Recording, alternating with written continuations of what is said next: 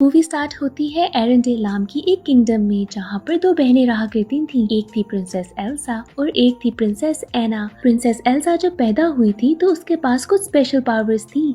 वो जिस चीज को भी हाथ लगाती थी वो आइस यानी कि बर्फ में चेंज हो जाती थी।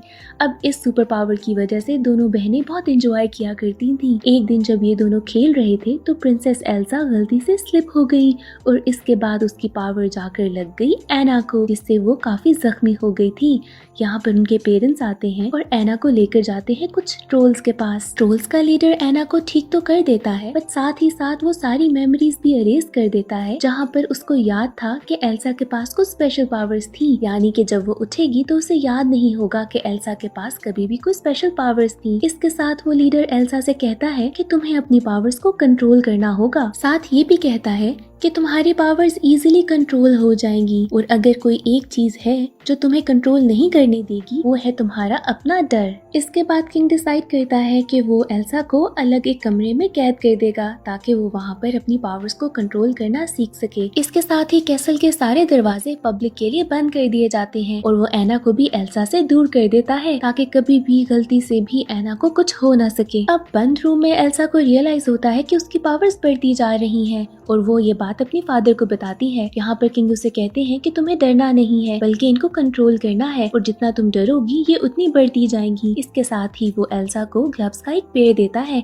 ताकि वो किसी भी चीज को टच ना कर सके। एना बहुत बार एल्सा के पास आती है ताकि उससे बात कर सके, बट एल्सा उसकी किसी भी बात का जवाब नहीं देती और एना बहुत हर्ट होती है। अब ऐसे करते करते बहुत ही ज्यादा साल गुजर जाते हैं और दोनों प्रिंसेसेस बड़ी हो जाती हैं। एक दिन इनके पेरेंट्स यानी कि किंग और क्वीन को ट्रिप पे कहीं जाना था, पर रास्ते में बहुत ही ज्यादा स्टॉर्म होने की वजह से उनकी शिप तबाह हो जाती है और दोनों की डेथ हो जाती है। अब पता चलता है कि नेक्स्ट क्वीन एल्सा बनेगी। इस न्यूज के साथ ही पूरी किंगडम में तैयारियां शुरू हो जाती हैं। दूर दूर की किंगडम से भी लोग इस सेरेमनी को अटेंड करने के लिए आते हैं। यहाँ पर एक ड्यूक भी आता है जो बहुत सालों से किंग के साथ ट्रेडिंग कर रहा था और वो इसी इंतजार में था कि कोई मौका मिले और उसे पता चल सके कि कैसल के अंदर बेसिकली चल क्या रहा है। अब एना तो बहुत ही ज्यादा खुश थी क्योंकि फाइनली वो बहुत सारे लोगों से मिलेगी। इतने सालों में कैसल में बंद होने की वजह से वो बहुत अकेली हो गई थी और फाइनली वो दोस्त बना सकेगी। दूसरी तरफ एल्सा तो बहुत ही ज्यादा डर रही थी कि कहीं उसकी पावर्स का लोगों को ना पता चल जाए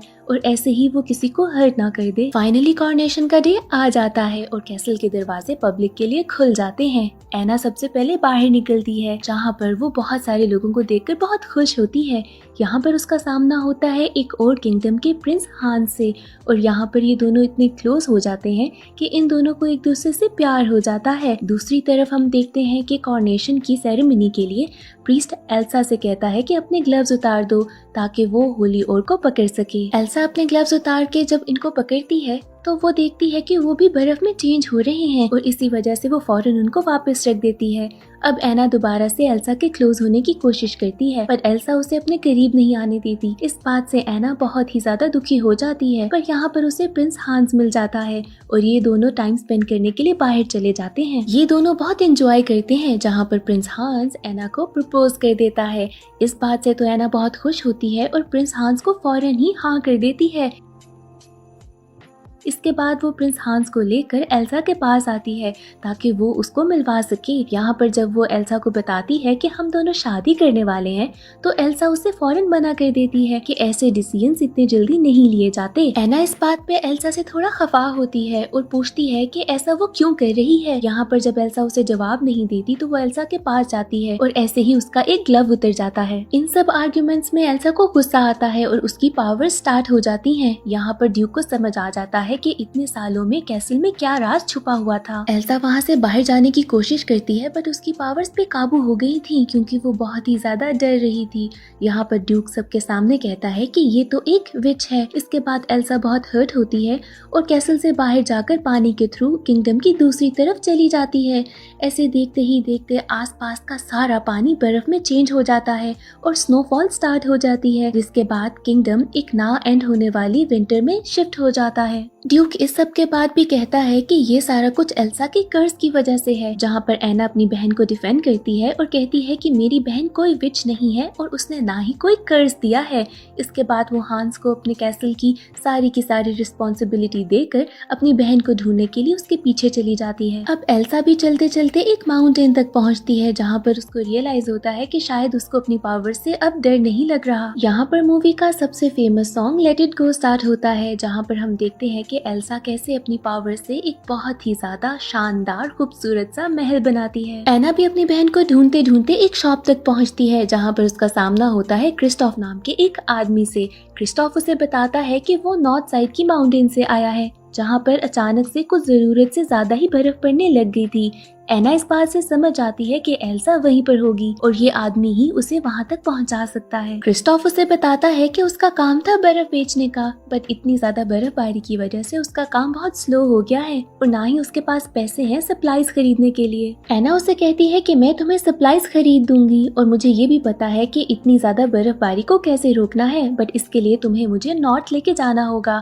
इस बात के लिए तो क्रिस्टोफ रेडी हो जाता है और ये दोनों उसके रेनडियर के साथ चले जाते हैं। अब रास्ते में एना उसे पूरी स्टोरी बताती है कि कैसे वो हांस से शादी करना चाहती थी, बट उसकी बहन ने मना कर दिया। अब यहाँ पे तो क्रिस्टोफ भी उसकी बहन से एग्री करता है और उसे कहता है कि मुझे भी यही लगता है, तुम्हारी बहन ठीक कह रही थी, किसी को जाने बगैर ऐसे इतनी जल्दबाजी में शादी तो नहीं करनी चाहिए, तुम्हें उसे पहले कुछ जान लेना चाहिए।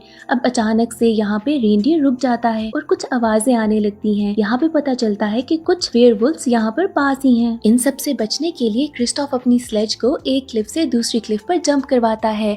अब यहाँ पर क्रिस्टोफ, उसका रेनडियर और एना तो बच जाते हैं, पर उसका स्लेज नीचे गिरकर तबाह हो जाता है। यहाँ पर नॉर्थ माउंटेन करीब ही थी और ये लोग आगे पैदल सफर तय करते हैं। थोड़ी ही दूर आगे जाने के बाद इनको एल्सा का बनाया हुआ एक स्नोमैन मिलता है, जिसका नाम है ओलिव। एना ओलिव से कहती है कि हमें एल्सा तक ले जाओ, क्योंकि इस बदलते हुए मौसम को ठीक करने के लिए एल्सा के पास जाना बहुत जरूरी है। ओलिव भी यहाँ इस बात से एग्री करता है और बताता है कि मैं भी समर्स एंजॉय करना चाहता हूँ और इन्हें कहता है कि मेरे साथ चलो। दूसरी तरफ किंगडम में एना का घोड़ा अकेला जब वापस आता है तो हांस देखकर समझ जाता है कि शायद एना किसी खतरे में है और वो उसको बचाने के लिए निकलने का सोचता है। यहाँ पर ड्यूक अपने 2 आदमी उसके साथ भेजता है, जिनको उसने ऑर्डर्स दिए थे कि एल्सा को मार देना। दूसरी तरफ एना, क्रिस्टोफ और ओलिव पहुंच गए थे एल्सा के कैसल पे, जहाँ पर एना अकेले अंदर जाती है। वो एल्सा को कहती है कि देखो, सीजन बहुत खराब हो गया है और हर तरफ बहुत ही ज्यादा स्नोफॉल होने लग गई है, तुम्हें वापस आके सब कुछ ठीक करना होगा। एल्सा उसे कहती है कि मैं अपनी पावर्स पे कंट्रोल नहीं कर सकती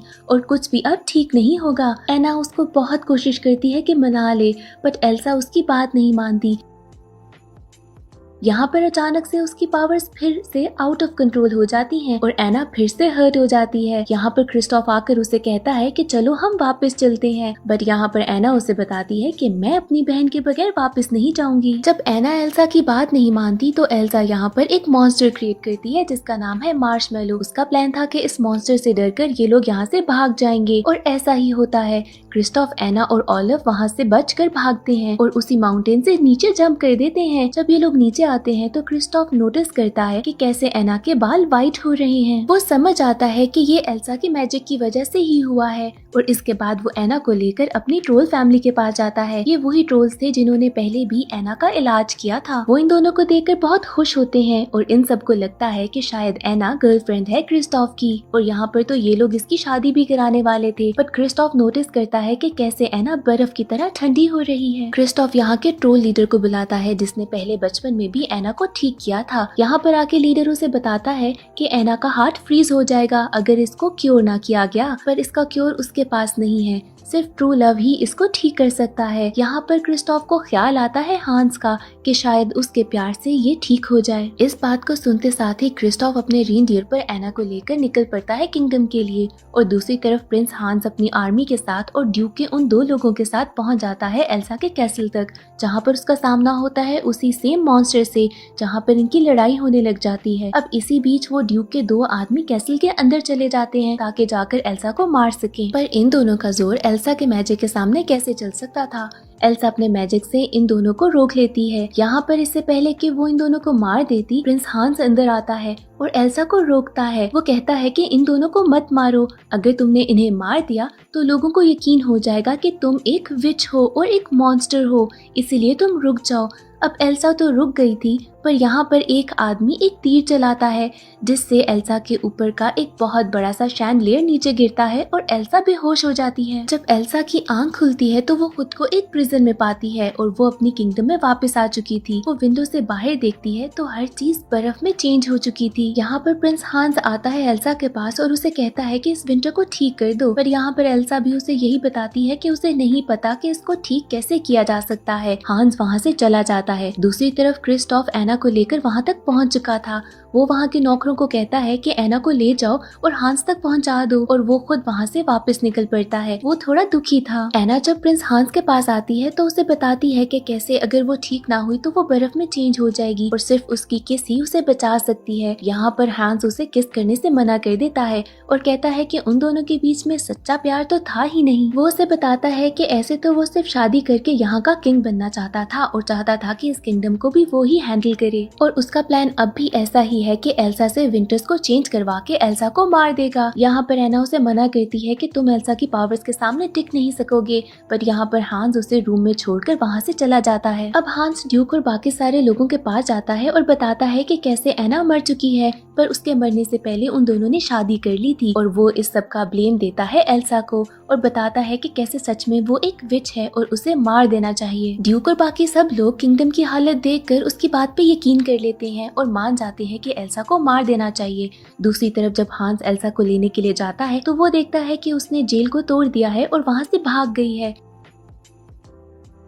अब दूसरी तरफ क्रिस्टोफ जब वापस जा रहा था तो उसे दूर से किंगडम के ऊपर एक बहुत बड़ा क्लाउड नजर आता है और वो समझ आता है कि एना किसी खतरे में होगी और वो वापस जाता है उसे बचाने के लिए। अब ऑलिव भी एना के पास पहुंच चुका था। वहाँ पर एना उसे बताती है कि कैसे हांस ने उसे धोखा दे दिया।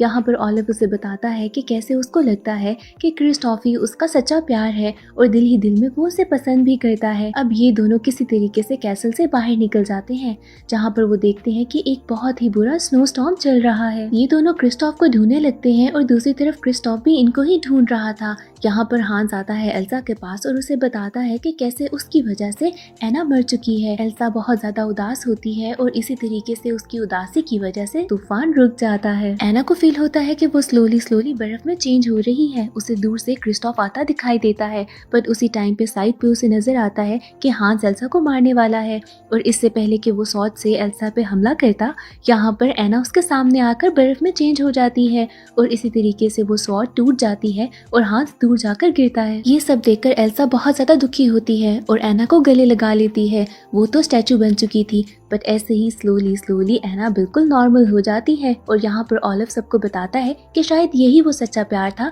जो कि ट्रोल्स के लीडर ने बताया था, और ऐसे एल्सा भी समझ जाती है कि प्यार ही है जो कि उसकी पावर्स को कंट्रोल करेगा। इसके बाद एल्सा आहिस्ता आहिस्ता हर जगह से बर्फ रिमूव कर देती है और उसकी किंगडम बिल्कुल नॉर्मल हो जाती है। इसके बाद वो ऑलिव को एक अपना पर्सनलाइज्ड क्लाउड भी देती है ताकि वो कभी भी पिघले नहीं। इसके बाद एना हांस से कहती है कि तुम हमारी किंगडम से दूर चले जाओ, और एल्सा भी ड्यूक से कहती है कि अब हम ट्रेडिंग तुम्हारे साथ नहीं करेंगे।